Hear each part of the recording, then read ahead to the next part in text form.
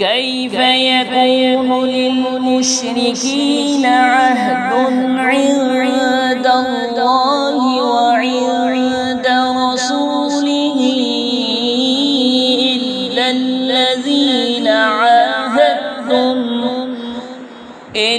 الذين عاهدتم عند المسجد الحرام فما استقاموا لكم فاستقيموا لهم إن الله يحب المتقين.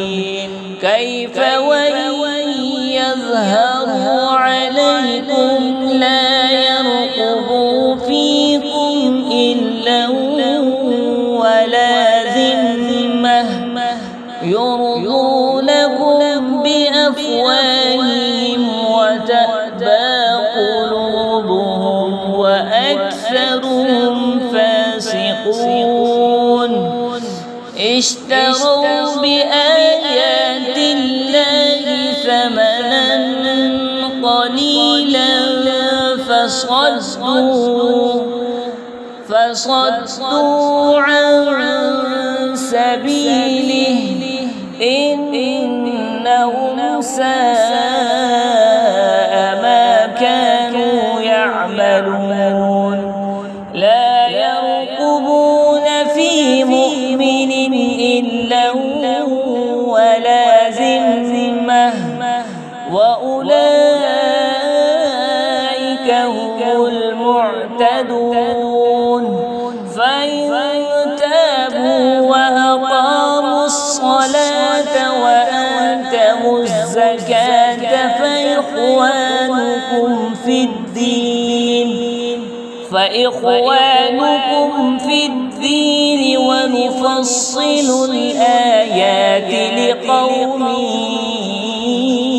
يعلمون. وإن نكثوا أيمانهم من بعد عهدهم وطعنوا في دينكم فقاتلوا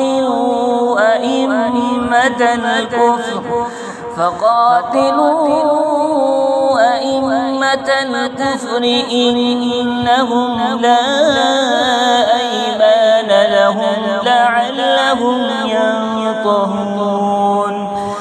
ألا تقاتلون قوما نكثوا أيمانهم وهموا بإخراج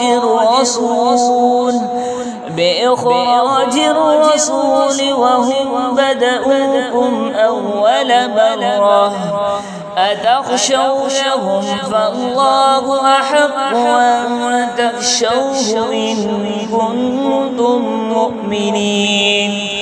قاتلوهم يعذبهم الله بأيديكم ويخزيهم وينصركم عليهم ويشف صدور قوم مؤمنين ويذهب غيظ قلوبهم ويتوب الله على من يشاء والله عليم حكيم. أم حسبتم أن تتركوا ولما يعلم الله الذين جاهدوا منكم ولم يتخذوا من دون